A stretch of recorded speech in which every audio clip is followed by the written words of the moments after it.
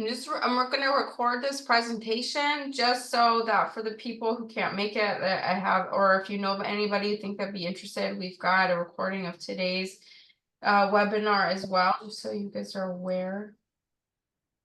So I always forget to hit record.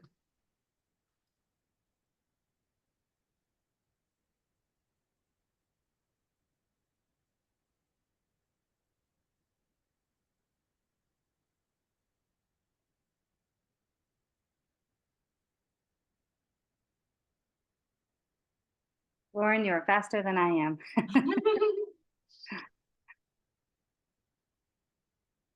And we'll talk about that document as well here in a minute. But Julie, for you're just joining us, make sure you've got a piece of paper, a marker, a pen, a pencil, something to take notes on as well. A separate paper from even what Star put in the chat box as well, like a piece of scrap paper, I should say. We'll get started here in 2 minutes.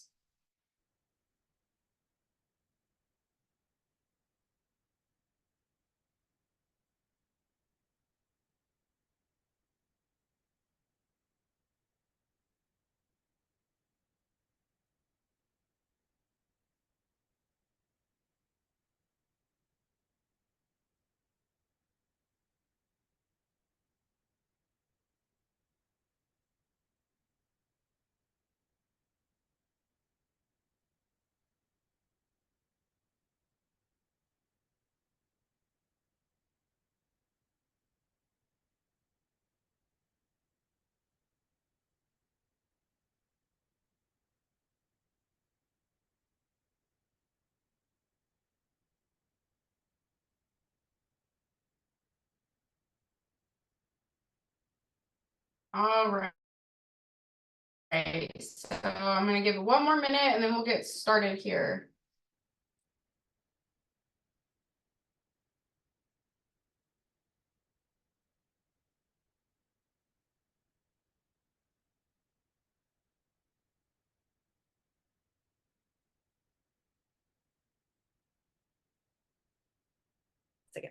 Hi, ladies. I'm just finishing up a quick call. You're fine. Thanks for being here. No problem.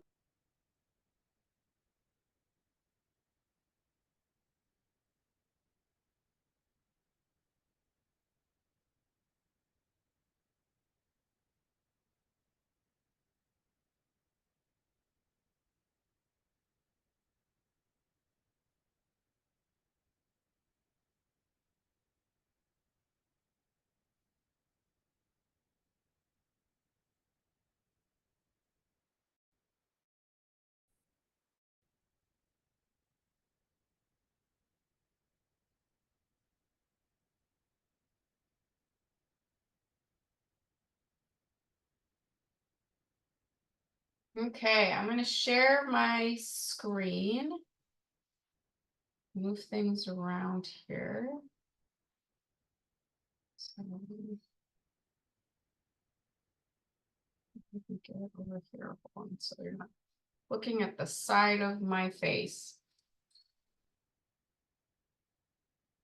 So anyway, here, let me just do it like this. Here we go. This is much better. Now you guys don't have to look at the side of my face. I have 2 screens, so I'm trying to juggle everything. So thank you guys so much for taking your time out on a Thursday night and hanging out with us. My name is Colleen Robinson. I am an attorney here in California. My firm's name is Landon Rainwater Robinson. I practice exclusively family law. And tonight what we're doing is we're going through an exercise where our goal is coming out with names to be the guardians for your kids. And I know what a daunting task that can be, because guess what? I've been there myself. Star has been there too. We're a team of moms, and we're here to educate and empower people, knowing what their options are, the tools that are available, and changing the conversation when it comes to estate planning. That estate planning isn't just something we do once we get old and we're retired. It's something we need to start thinking about and putting into action, we have things we care about and people we care about as well. So I have just a little bit about myself. I've been an attorney for 14 years, practicing here in California. When I graduated law school, I graduated at the worst possible time ever to be looking for a job. That was in 2009. But I was interning at a family law firm. So that's divorces and custody and child support and domestic violence, restraining orders, and all those really, really messy things. And I dealt with a lot of high conflict families. So people that could not agree to the day of the week, even if it was printed in front of both of their faces. And down in San Diego, before they built the brand new beautiful courthouse where everybody's under one roof, there was like 4 different family law courtrooms. And in one of the annexes, one floor was probate, and then the other floor was the family law. And I'd have to go back and forth because I had clients who were in probate. And what I noticed is that the families weren't that different going through divorce or going through a probate, which we're going to talk about, where they're fighting about money, and which brings out the worst in a lot of people, and something that's extremely emotional as well. And people don't think rationally when you're going through an emotional state. But what I have come to realize is that there is a lot we can do to prevent our families from going through probate. We can't prevent that necessarily with family law, but we can absolutely prevent our family from having to go through the probate process and the struggle that comes along with that as well. So that is what my job is to help families navigate that and plan and prevent that from happening. And I do things a lot differently. I worked for another estate planning office, and when I worked there, I realized there had to be more to be done with kids specifically. And we'll talk about that. That traditional estate planning, it doesn't account for an emergency. What's going to happen with our kids if we don't make it home from a date night out?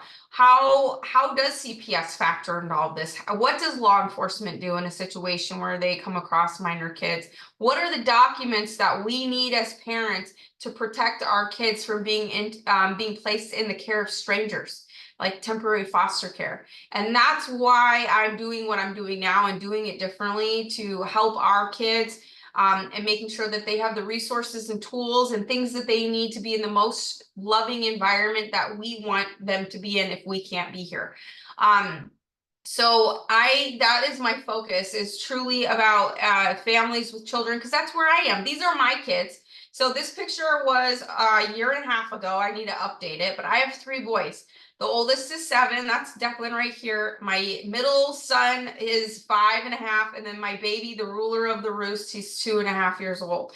So if you're in the similar trench like I am with younger kids, that's where I come from. And so it's always on the forefront of my mind of making sure that kids are taken care of. Star, on the other hand, she's got teenagers. If you want to share in the chat how old your kids are, we'd love to hear it. I would like this to be interactive.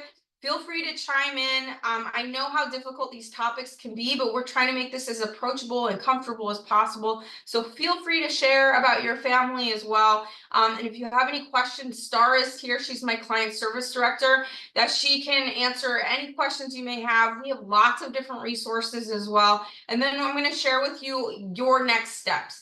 So tonight is not only, it's a working, I'm gonna turn my light on, a working workshop, if you want to think about that, a workshop, not a working workshop, hello, but a workshop where our goal is we're coming out with names at the end, but also what your next action items are. I never leave anybody just straggling in the wind, like, what do we do now? You will always get a next set of action items from me. So we'll go over those too. But again, just thank you again for carving out this time. Maybe you just like threw some food on the table for your kids. Maybe they're in the next room and they are watching TV like 2 of mine are.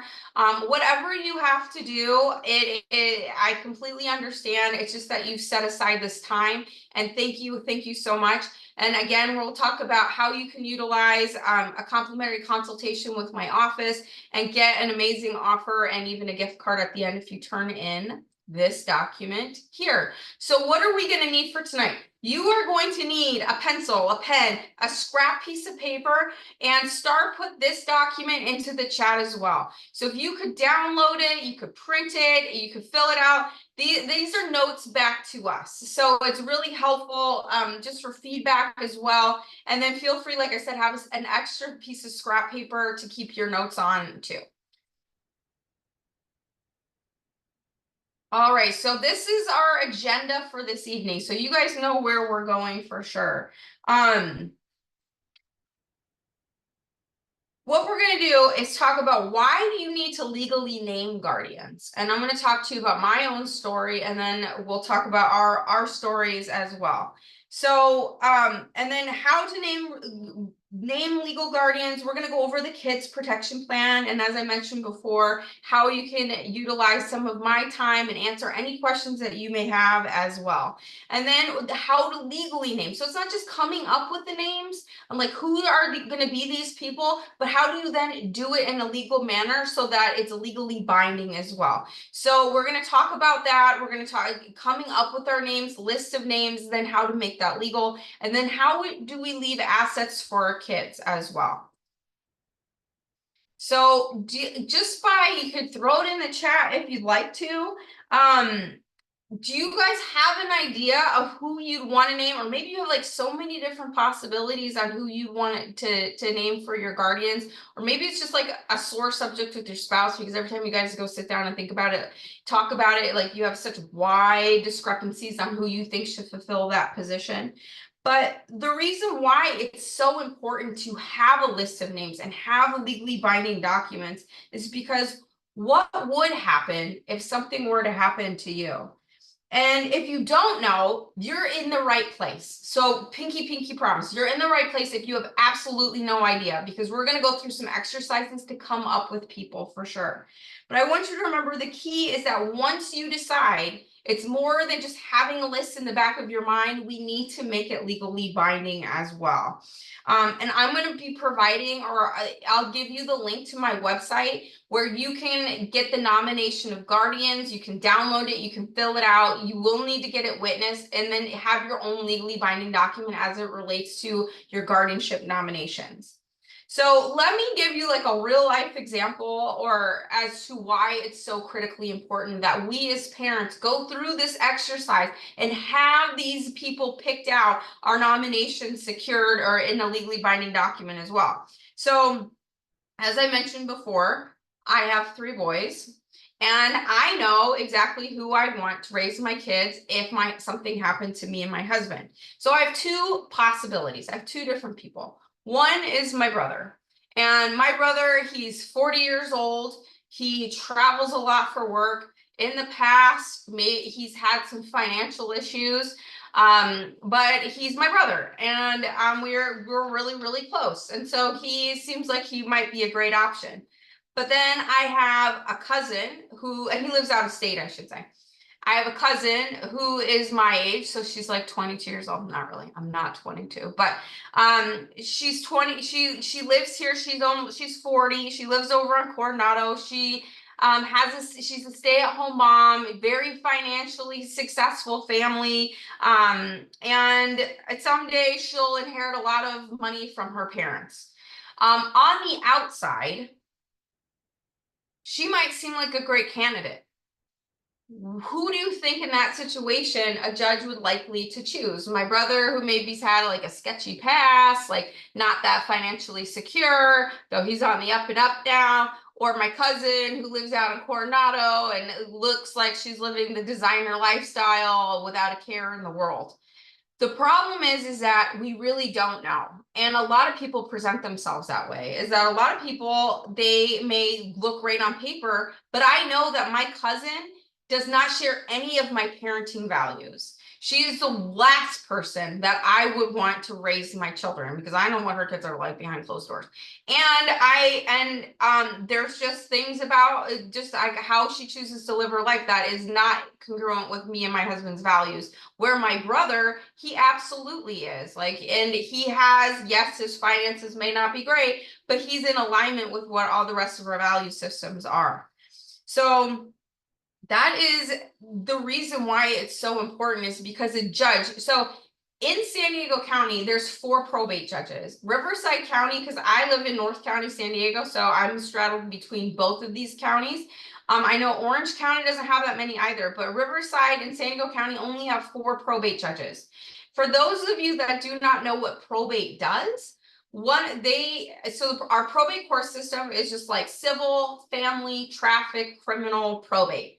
And what our probate court system does, it handles a wide variety of different cases. One is guardianships. If the biological parents can't take care of their kids, these 4 judges decide who will. They do conservatorship. So if an adult can't make their own decisions regarding to finances or medical decisions, we need a court order as to who's going to make those decisions and manage the money on behalf of that individual.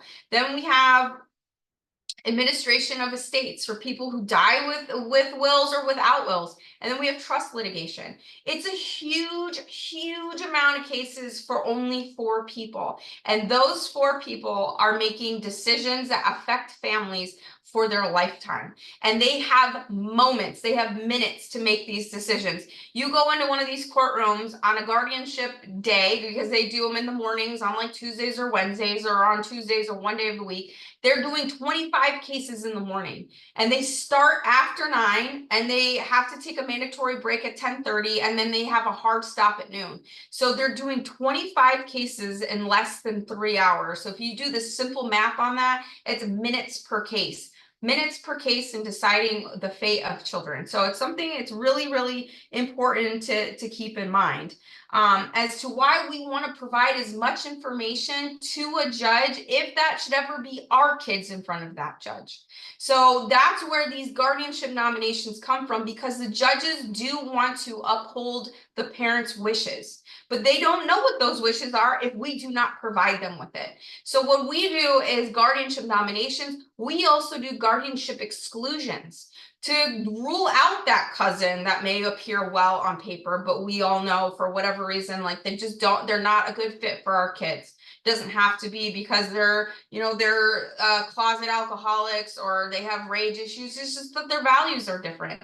Or maybe it's a situation like in my own family, and I counsel a lot of parents with this too, is that their parents aren't a good fit any longer, and they feel like their parents would feel obligated that they should move, like to step up and say, I'll raise these kids. But it may be a situation where they're too old to do that, or they're not that healthy, but they feel obligated to do that. So you can exclude people for a wide variety of reasons. But again, the idea behind that is just to give more and more information. So does anybody have any questions as to why that's so important that we as parents should have our guardianship nominations? And feel free, you can put it in the chat, you can raise your hand, you can shout it out. Feel free to share if you'd like to, and you don't have to if you don't want to either. So, but how do you decide? I don't know, you guys, by a raise of hands, are you one of those people that you try to think of every single and plan for every single possible scenario, every single, like, if this happens, then I'm going to have this ready. And if this happens, I'm going to have this, and then this person, then that person, and out there, and then we're going there. And then I'm going to call this person, and then I'll have a backup here and over here. And it's so mentally exhausting because you've thought of every single possible scenario, as ridiculous and far-fetched as they are. But then at the end of the day, you still don't have any decisions made. So that's what, yeah, and we'll talk about the process of for guardianship too. It goes through the court system. So it has to go through probate, and one of those 4 judges will be making that decision on how guardians are chosen. But that is through a court process. Just to answer your question really quickly, Julie, either people have to petition the court saying they want to take care of these children. They go through a background check, a financial background check if they're going to be handling any of the finances of the minor, as well as a background check if they're going to be the guardians of the minor. And then there is a hearing, there is an investigation, and there could potentially be a trial as well. So anytime you hear the word court, just think to yourself, it's going to take a long time. There's always delay. Nothing ever goes on time, and it's costly. It's expensive, whether it's emotionally expensive and or financially expensive. Oftentimes it's both. So we'll talk a little bit more about the probate court system as well. So this is where I'd like you to take out a short, like a scrap piece of paper, your scrap piece of paper, and I want you to write down at least 5 people, just like right when you think about it, that you would at least consider raising your children. I'm going to give you guys a few minutes here as well. It does not have to be family. Doesn't have to be family. And I tell people that all the time. We don't choose our families, and oftentimes families are not the best choice. So it does not have to be families. It can be friends, it can be business associates, college friends, next door neighbors, pastors, anybody that represents the kind of values you or shares the kind of values you'd want your kids to be raised with. Now, what I am going to tell you is if you're considering anybody's finances, for that reason alone, take them off, because that is not their job to provide for your children financially. That is our job as parents to leave those resources for our kids, whether that's savings, life insurance, retirement. If you don't have life insurance, if you're thinking about life insurance, any of these things, any of these tools, let me know. I've got lots of great people that I could refer you to, but financial resources, that's our job. So please take those people off if that's the only consideration, is that they're well off or they're fine. Not, I can understand financially stable, but like their own financial resources, they're not for your kids or our kids, if I should say. So, and then when you go about your day on this short list and you're just like, wait a second, that person just doesn't seem right. I can think of someone else. Then that's like your internal voice telling you that, you know, something's not right here. But if you come up with this list, and we're going to go over it, we're going to refine it some more. But if you go over this list and at the end of the night and you don't feel like you have to make any changes, that should be like a good indicator to you that this is a pretty solid list. Now, another thing I want you to keep in mind is this is even once you create a legally binding document with your guardianship nominations, is it permanent? The answer is no. You can change it, and maybe you should change it. That's why with all of my clients is that we look at this once every 3 years, because relationships change, people move, or they're just not a good fit anymore. Or like maybe your kids' needs change and like someone's just not a good fit any longer either. So take comfort in the fact that these are not permanent, but something is still better than nothing at all. So now we've got that short list of 5 people. I want you to flip it over. And now we're going to do is your top 3 parenting values. What is most important to you? Whatever it is, you just have to be honest with yourself. It could be screen time policy. It could be, you know, that they share spiritual values. It could be anything, as long as it's true to you and it's not based upon what you think other people should be choosing. Like, I know that you can get a lot of external pressure from your family, like it should be your sister, it should be your brother, but these are the values that are important to you. So I'm going to give you guys a few minutes here, and I'm going to be in the background talking about these kind of things. So maybe it's age, because that is a big factor. And when people are considering their parents, I always ask, like, how old are your parents? What kind of health are they in? Is this something they want to do? Because I've had that conversation with my parents, and they're like, no. Well, my kids are a handful, but not just because of that alone. It's because my parents are in they're in their early 70s, but it's exhausting, and like they're just like, we cannot re-raise kids. We'll do whatever we can to help them, but we cannot re-raise kids. So here is a list of different values that maybe these are yours and maybe they're not at all, but just to get the ball rolling. So the potential to love your children, their relationship with you, the ability to continue important relationships. So whether that's your family, your friends, or community, that the guardian is going to encourage and still foster those relationships. Their parenting style, their educational choices or encouraging education, maybe their temperament, their tone of voice, work choices, maybe their morals or marital status, the age of their own children, relationship with kids, their traditional backgrounds, their cultural backgrounds, their education level, their heritage, their personality, whatever that may be. These things need to be true to you and are important to you, not anybody else. So does anybody want to share any of the values that are on your list? I can tell you what's on mine. Mine was the ability to love my kids. Not that it's hard, but the ability, because that means a lot to me. The ability to love my kids. My guardian's viewpoint on work ethic and establishing values, being supportive, and here's a big one, it's patience. Because I don't know if you've got a bunch of boys, but patience is something you certainly need to have. So we have parenting style. Yeah. So everybody has a different style, and like having somebody that shares a similar style, I think that's very important. Anybody else want to share what's on their value list? Star, do you remember what you have put on your value list? You've heard me do this quite a few times. I'm sure you've thought about it. Even, I mean, that was a while ago when you did yours. No, one of the top ones for sure is the relationship with my children, right? Because I want my children to know who these people are. You know, you see those movies about a long lost aunt or cousin, or read a book about something like that. It's like, no, if something happens to me, I want these people to have a relationship with my kids, and my kids to know who they are, and them to know my kids. Yeah, You know? absolutely. Yeah, thank you, Lauren. Potential for love, relationship, age. I think age is something that's worth discussing and being real about. Like the age of my kids and the age of my parents. Are my parents going to be here when they graduate high school? Like that's just something, that's just a reality of something having to think about. But knowing too that you can always modify that as things change should give you comfort as well.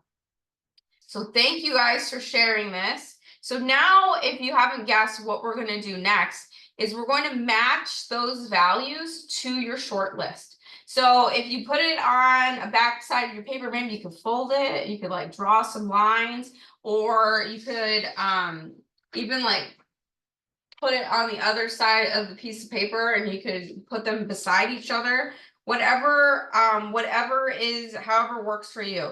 And I want you to rank them first, second, third, and fourth. So the people and your values, I want you to rank them so that they meet your top 3 values. So you got those all organized there. So remember, while you're doing this and you're contemplating this, what rings true to you, not what your mom tells you or your sister says or your best friend's done. Like it's what is important to you and your kids. Who's going to be the best fit for your kids in relation to the things that are important to you?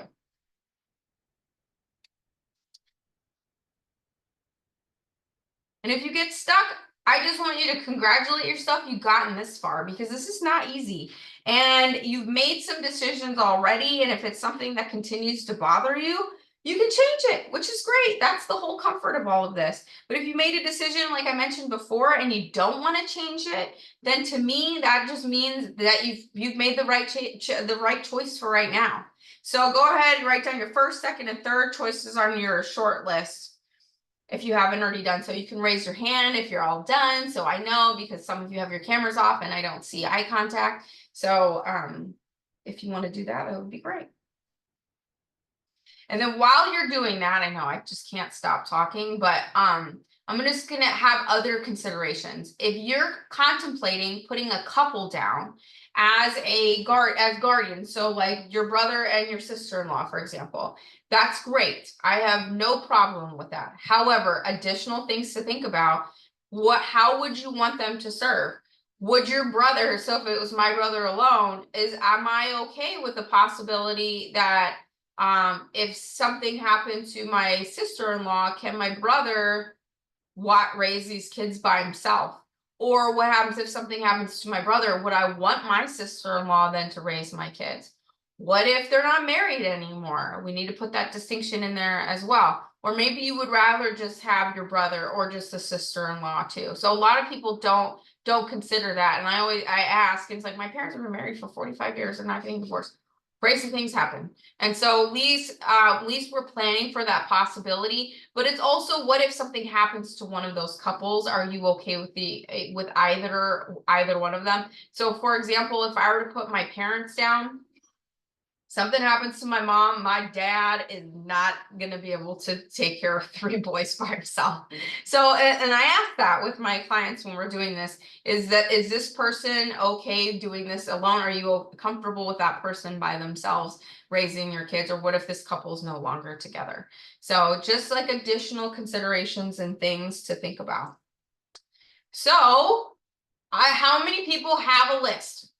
Maybe it's not perfect, but how many people have a list?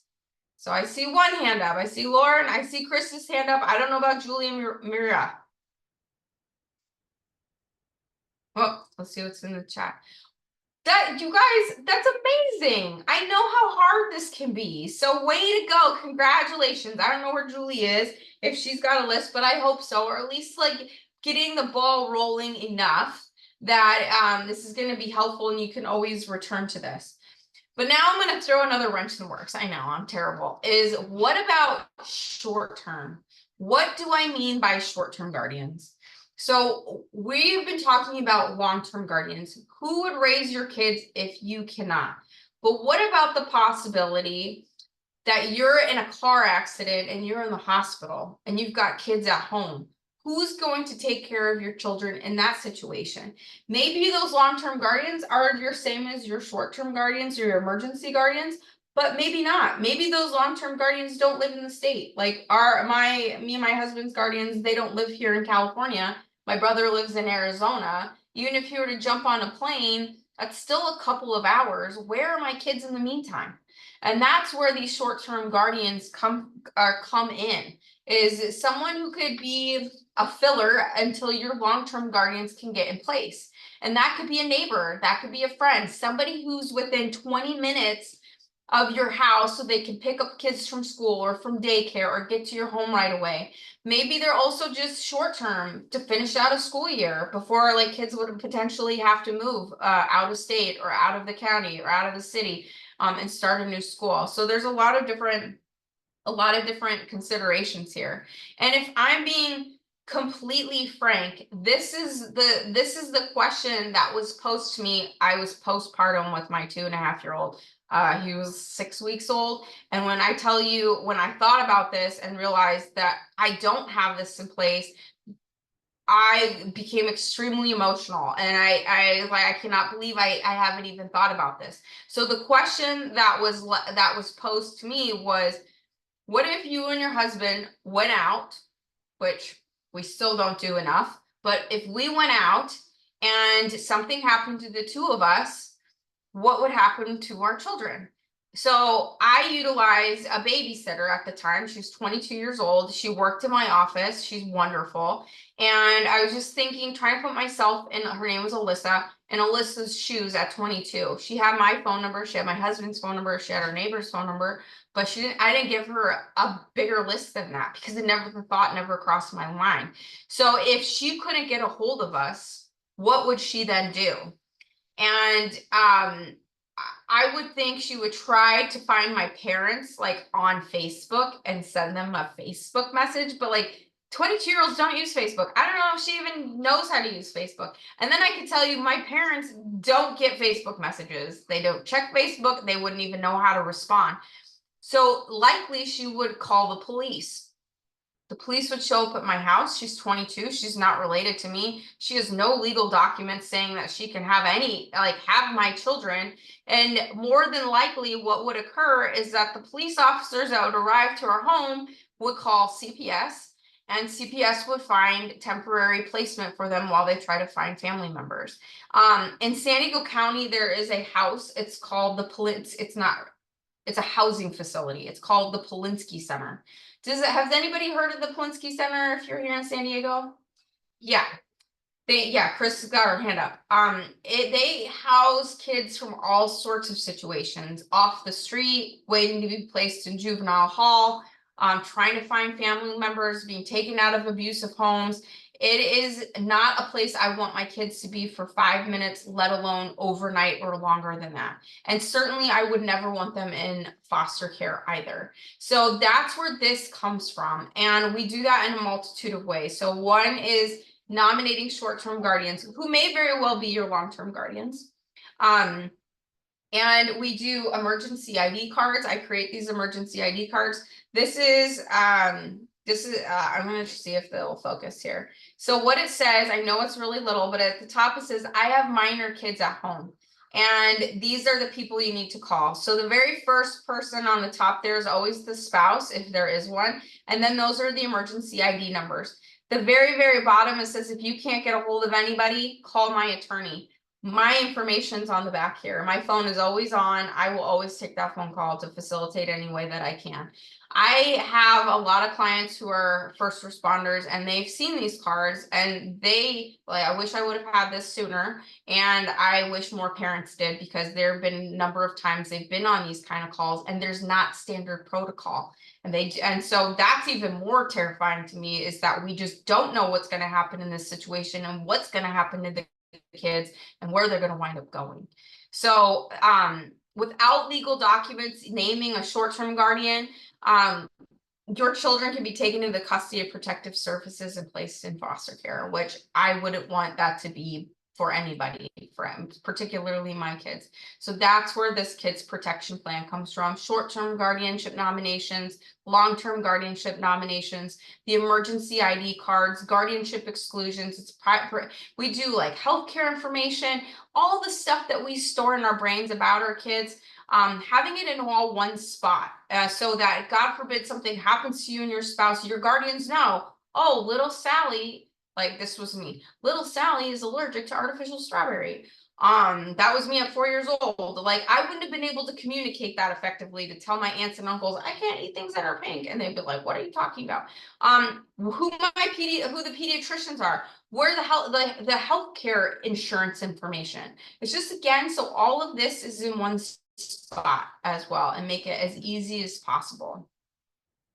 So short-term guardians, this is a little cheat sheet, is that people that you know who are 20 minutes from you, people your kids know, love, and trust. They can be there right away, they'd be available, and you provide them with a copy of the legal documents, or that they know, at least know where they are. I always send out a letter to the short-term guardians my clients nominate, saying, hey, you've been nominated, so if you hear anything that happens to John or Jane, you can't find your car, you can't find the document, I have copies that I can email to you in the event of an emergency. Instructions for babysitters or daycare on who to call. So your information is consistent across the board. So the people you have listed on your school emergency or your daycare, they're the same people who are your short-term emergency guardians as well. And then that ID card that corresponds with your nominations as well. So if this sounds important to you, that worksheet that we put in the chat, that at the very, very beginning, you'll want to make sure you circle a kids protection plan. And I would love to talk to you more about it and ways we can implement that for your family for sure. So here are 6 common mistakes that even attorneys make when choosing long-term guardians. So we went through all of these, but one, people choose couples and not individuals, or at least planning for what if one of these couples something happens, or one of these people something happens to them. They don't provide enough alternatives. I tell my clients 2 people, or 2 ranking, I should say, if that makes sense, is good. Star, could you put the worksheet in the chat again? Thanks. 2 is good, 3 is best. So we have a full roster of people. Like, I have kids that play baseball. We always want a full roster, and we've got people on deck just in case. Considering financial resources when naming or choosing guardians. Again, it's not our guardian's responsibility to bring the money to care for the kids. That's our job as parents. And again, if you need assistance with that or you have questions about that, I've got lots of people. I have great insurance brokers that I'm not affiliated with. They're just wonderful people and they do great with my clients I can refer you to. They don't name a financial guardian. So this is another thing too. There's 2 different kinds of guardians. Sometimes they're not always the same people. And I can tell you in my family situation that they're not the same people. That you can have people who are in charge of the kids, and then you have people who are in charge of the money. Sometimes people who are like my long-term guardians are not money people. If my sister were here in this, she would agree with me when I say this about her, is that my sister would be the type of who would go, these poor children, they will mouse free for a year. Not exactly how I want the assets that we leave behind to be used to care for our kids. So I have somebody else who's a financial, she's my best friend, she's my financial planner. She is a financial planner. She's in charge of the money, where my sister, she's a teacher. She's wonderful with kids. So it's creating a successful team of support around my kids pursuant to their strengths too. Forgetting short-term guardians and forgetting to exclude undesirable candidates, or I call them meddlers. Like, every family has a couple. If that is something that is concerning to you, then you want to exclude it. Again, it's the idea of providing additional information to that judge if it's necessary. So what about money and how we leave things to our children? So I'm actually teaching a seminar in Carlsbad on Sunday about this, like investing, how to invest with our kids with a financial planner. But this is what a lot of people don't realize, is how do we leave the money for our kids? And this is the other aspect or things to start thinking about as well. So this is the court probate system. Your default, it's called your default estate plan. So if you don't have a plan, fear not. California has one for you. But this, if you want to think about the money going through this pipe, through the whole process, it's a very leaky pipe. And through it comes attorney's fees, executors' fees, appraisers' fees, filing fees, bonds, creditors, you name it, and it adds up very, very quickly. And as I mentioned before, anytime you go through the court system, it's going to take a long time. The average length of time to go through the probate court system here in California is 18 months. That means 18 months that your kids are left with no resources. There is no distributions that are made from the estate until a judge approves them. And again, with only 4 judges in San Diego County and Riverside County, you're waiting to get on their calendar, and nothing is really considered an emergency. So they don't care that the kids don't have, the money needed for housing or a car or whatever their situation may be. You have to wait in line like everybody else is. So, and how do you want to leave money behind for your kids? What do you want to support? What do you want to pay for? Is it education? Is it college? Is it all? My husband says space school because that's where things, who knows, or Space Force. Starting a business, being an artist, going through sports. Like, what is it that you want to support? What are your values associated with money, and what would you want your guardians to know about that as well? And the cost of these choices too. So one of the things that you want to do is add up the total amount of assets that you have available to your kids or their guardian if something were to happen to you today. And that includes retirement accounts, home equity, life insurance. And then the question you have to ask yourself, is there enough money now to pay for all the things that we wish to provide for them? And if the answer is you don't have enough money, then what other resources do you need? Like, do you need more life insurance, for example? But let's talk about what would happen if you didn't have a plan in place at all. First, so this is the last will of Anna Nicole Smith. She made this come back over the summer. Why I show this is because a lot of people don't realize that wills are public information. And in here, this isn't her entire will, but in a will, it identifies all the beneficiaries, who the children are. So it says, I have one child, Daniel Wayne Smith. Everybody's identified, and all their personal contact information is as well. So there is no confidentiality when it comes to having a will or anything going through the probate process. It's extremely public. So I want to talk to you guys about this example here. So I talked about how long the average probate costs in California. Oh no, how long it takes. It's about 18 months. That's the average length of time. And then what I want to do is talk to you about Tom and Cindy, and this is their information, and see how their estate would go through if something were to happen without a plan at all. So Tom's 45 years old. He's married to Cindy. He's a father. these names are just terrible. Peter, Paul, and Mary. I mean, come on. Peter and Mary. And Cindy, she's 39. She's married to Tom. She's the mother of Paul and Mary, and she's the stepmom to Peter. So Peter's 18, he's off at UCLA, he's a lifeguard. Paul is 14, 8th grade, super soccer star, and Mary, she's 2, and she's the only child that Tom and Cindy have together. So these are the assets that they have here. I should update these numbers because now the home values are just like crazy right now. But let's say for ease of this example that their home is approximately $650,000. Their furniture, all their stuff is $50,000. Their cars are $20,000. They have stocks of $380,000. He has a business, she has a business. The retirement policies are 1.5, retirement plans of 300,000. Total, they have over $3 million in assets. Now down here, this is the price tag of having to go through the probate court system.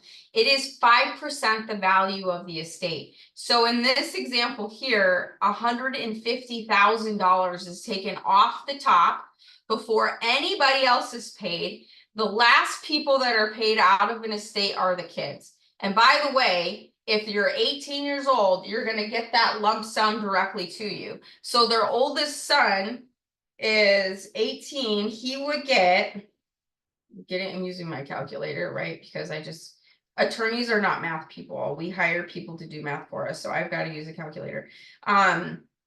So the 300,000 or 3 million, excuse me, minus the 150. Oops, I could do this right. Minus 150.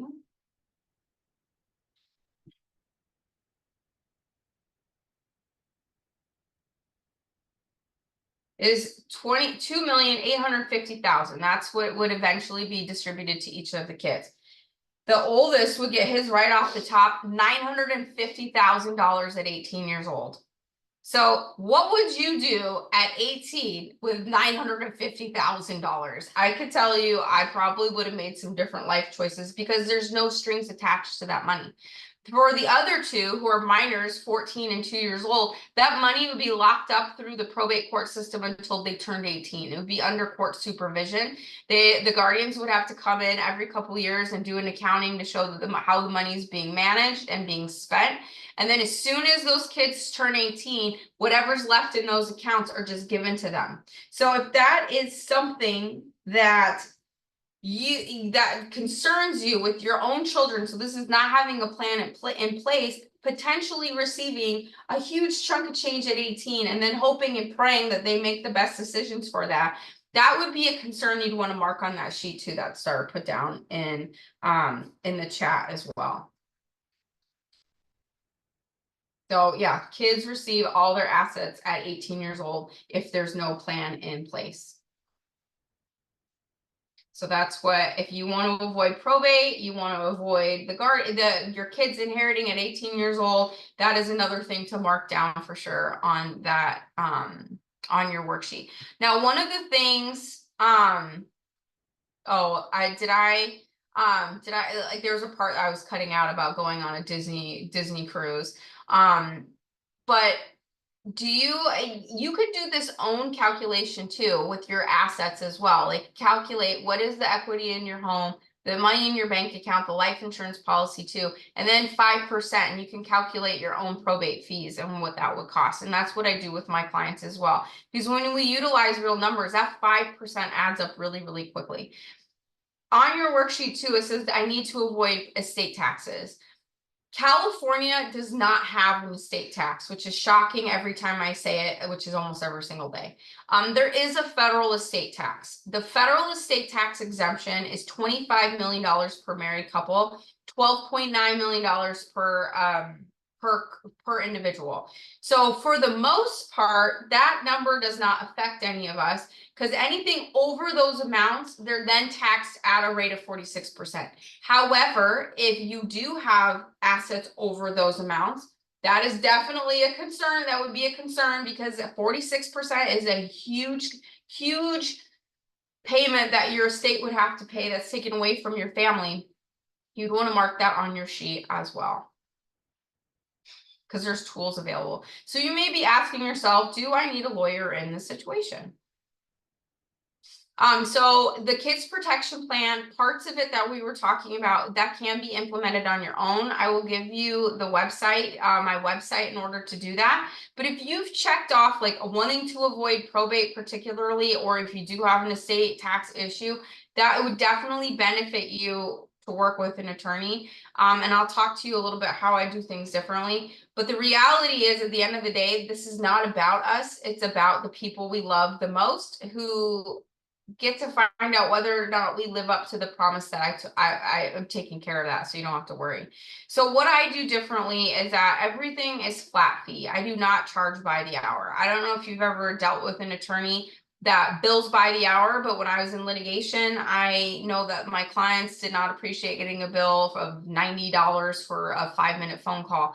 And what it did is it created this barrier of communication, which is kind of the opposite of what you'd want to have in an attorney-client relationship.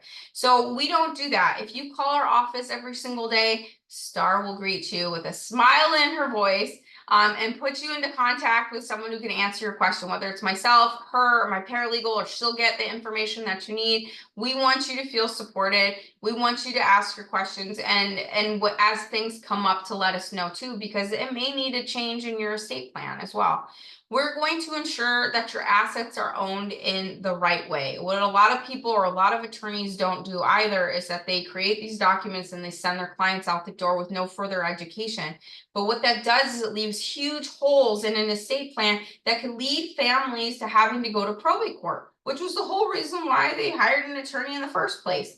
So we make sure that your assets are where they need to be, and levels of service to meet both your goals and what your family dynamics are, and making sure your kids are taken care of in the appropriate way. And then one of the things that we do, which Star and I love to do with our clients, is capture non-liquid assets to pass along to your family.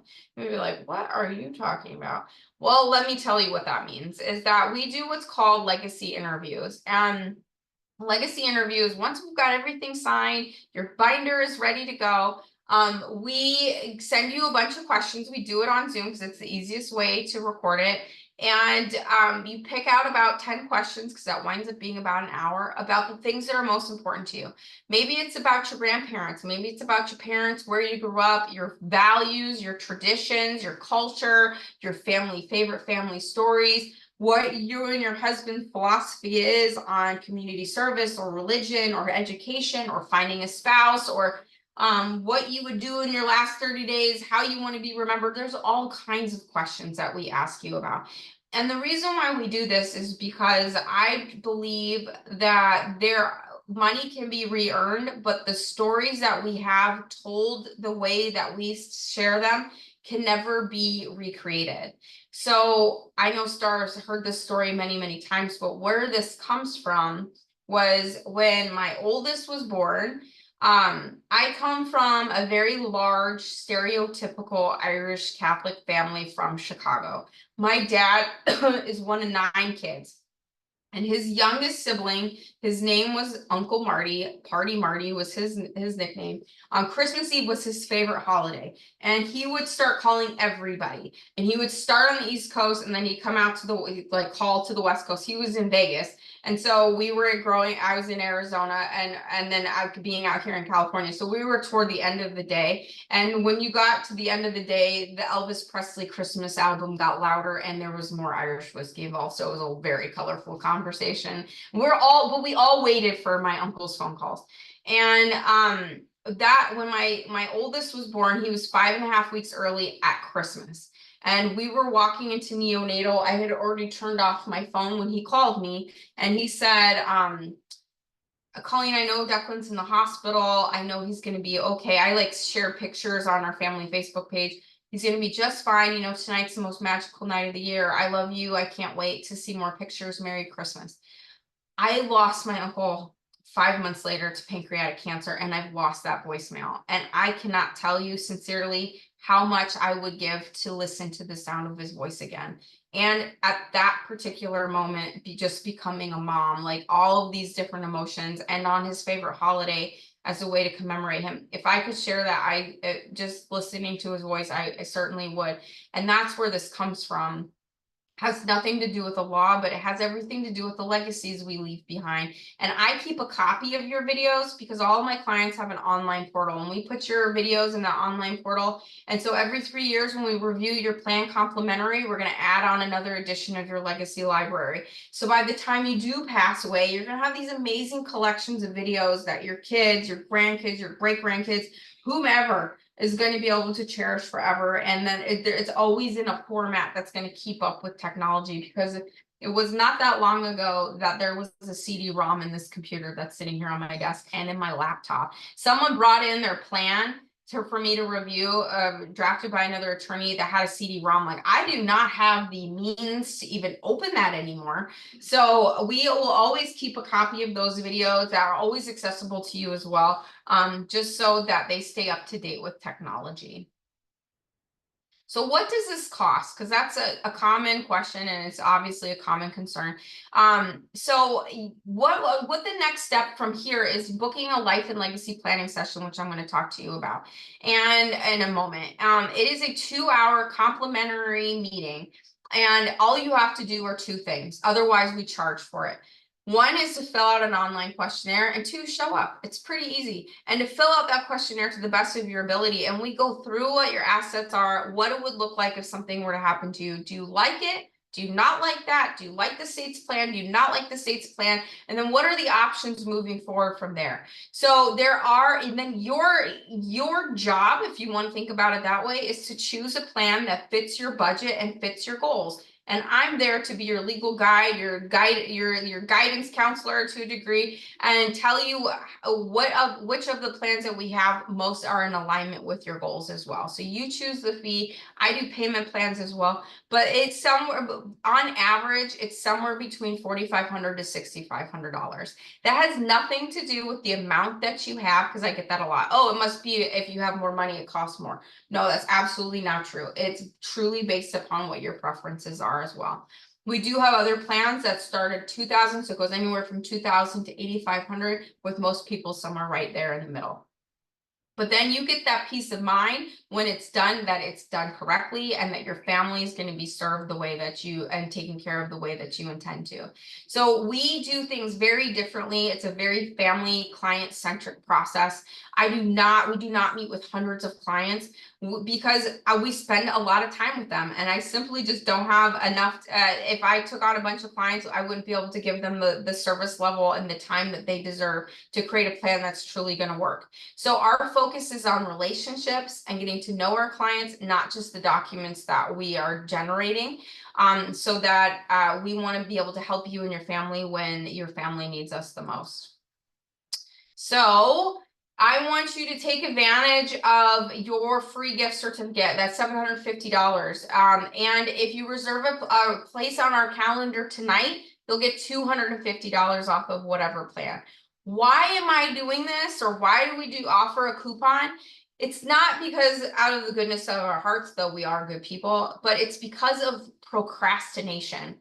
That if I don't give you an incentive to book an appointment today, and you say, oh, I'll give them a call on Monday, and I'll email them later tonight, the actual likelihood of you doing that diminishes greatly. So I want to help you combat that procrastination and make that next step that is obligation free, to get this done for your family and to give you that peace of mind. So please take advantage of that. And Star will put in, you can, if you want her to call you, she can call you or text you, or she'll put our calendar link right in the chat as well. So here are your next steps.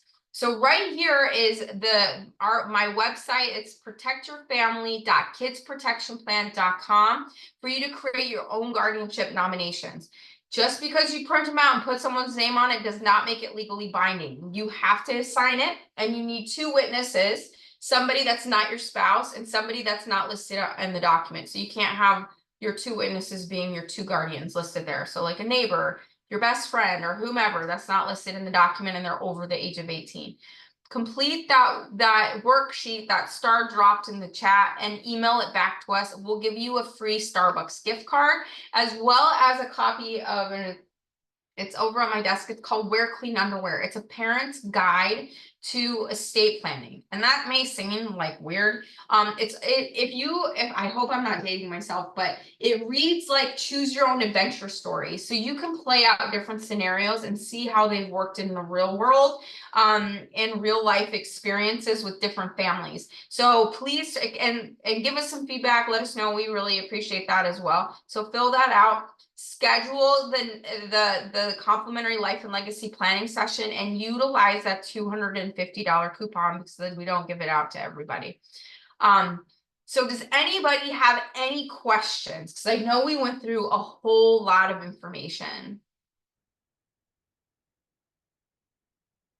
You can unmute yourself, or if you've heard anything from Attorney Google. I always tell our pediatrician, this is what Dr. Google told me. I always preface it that way. So does anybody have any questions or comments? Hi, Colleen. Hi. Hi, thank you so much for the information. This was very valuable to both you and Star. Sorry, I'm coughing up a storm here. You're totally fine. So I just wanted to clarify, so I think I missed a little bit in the beginning. So the offer that you have, and I know that you had the slide up there, was for those different items. Are you also putting trust together? Yes.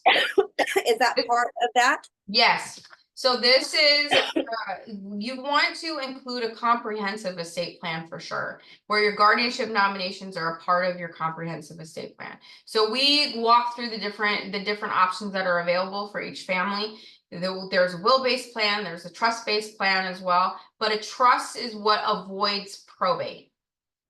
Wills have to go through the probate court system, where a trust, as long as it's funded and it's updated, will avoid probate court and that 5% probate Perfect. cost. And so that $4,500 to $6,500 fee range, that includes the trust and all of that. Yeah, so it's the trust, it's the guardianship nomination, it's all of your incapacity planning. So that's your powers of attorney, your healthcare directives, your HIPAA authorizations as well. So we take care of all of those things, as well as we do final disposition instructions, like what would you want to happen when you pass away? Like, do you want to be buried? Do you want to be cremated? Do you want like the white doves being released into the sky?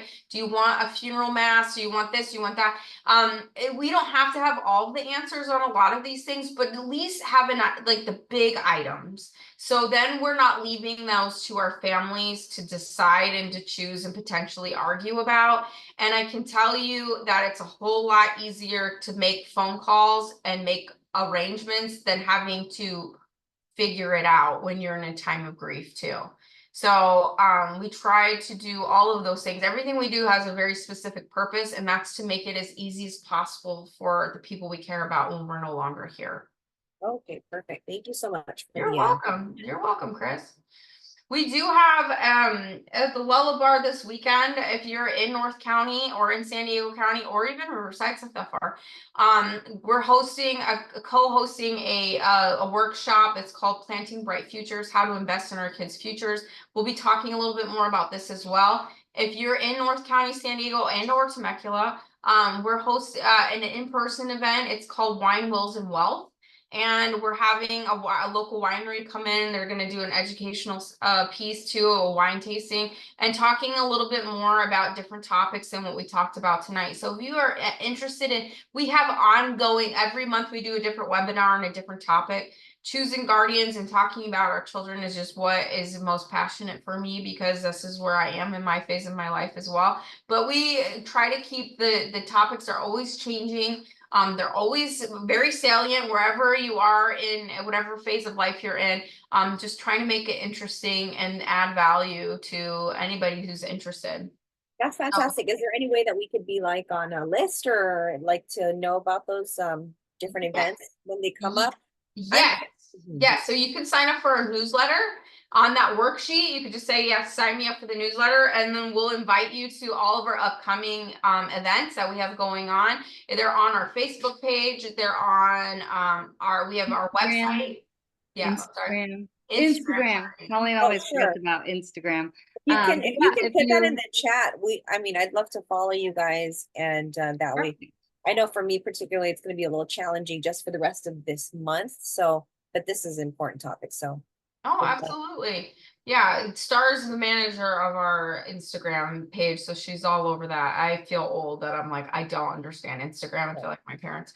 But so and on our website too, we have an events tab there that has all of our upcoming events too. But we're always doing a webinar at the beginning of every month. And we're usually have 1 to 2 live in-person events going on between San Diego and Riverside County. Which I always, just so you guys know, that in person, I always bring, usually if it's at night, it's wine, and I bring carbs because I know that this is difficult to talk about this stuff. So I like to provide that just to make it a very comfortable space. That's why we've got a winery coming in. We've got Italian food coming in. Who doesn't like eating carbs and drinking wine and talking about what happens when we pass away? But that's what that. So please feel free to check us out. Come, you're more than welcome to attend. But I can promise you'll learn something new at every single event because we talk about different things. Perfect, thank you so much. You're welcome. Anybody else have any other questions or want to share anything? Hi, thank you so Hi. much for the presentation. I am already signed up for the next event that you were just talking about. Oh, fabulous. Yeah, because I have several things that I want to get handled. There's links in the chat, but can I sign up to book an appointment through your website? Or do I need to use that link? I would Star. Do you want to shoot? Yeah, Star. so I put the link in, so where it says book with Colleen here, if you Yeah. click on that, that'll take you to our online calendar. And Okay, so what you're looking to book will be that, it's called a life and legacy planning session. So that's 2 hours. You'll be one-on-one with Colleen. If you have a spouse, you need to bring them to that as well. But again, for coming tonight, and if you just do that homework that she talked about, then there's no cost for that meeting. So, and if Okay. you don't find a time you like, you can email me, call me, text me, and I will find you a time that works for Yeah. you. and So, where and is you that gonna have- be? Where's that meeting gonna be? So we have a lot of options. It really depends where you're at. We meet anywhere from Marietta, Temecula, Fallbrook, Carlsbad, And Rancho Encinitas. Bernardo, Mission Valley. I think I got them all, and then on Zoom as well. Yeah. Okay, great, thank you so much. Thank you. Thanks so much for being here. Thank you. Maybe. Well, thank you guys for taking time out of your evening. I know how difficult it is. I'm surprised my children, they're all here, that they have not made an appearance. I know how hard it is. So I again appreciate your time. If the wheels keep spinning and you have questions, do not hesitate to reach out. Text, email, call us, smoke signals, whatever it is. I want to be a resource for you. We have a lot of different information that's out there too. We have a blog that has all kinds of articles on it too, that comes out every single week on a whole bunch of different topics. Star does a lot of research out into, see, there's my 2-year-old, a lot of research as to what's happening in the real world as it comes to like celebrity estates, and she's always finds some fun facts and things to think about. So feel free to utilize us or reach out if you have any questions or you're looking for more information. And then don't forget to email us back that worksheet so we can send you a free cup of coffee, because who couldn't use that? All right, well, I'm going to end it here. Again, thank you guys so much, and I look forward to speaking with you all. Take advantage of that $250 coupon and have a wonderful evening. Thank you. Thank Bye. you. Bye, thank you.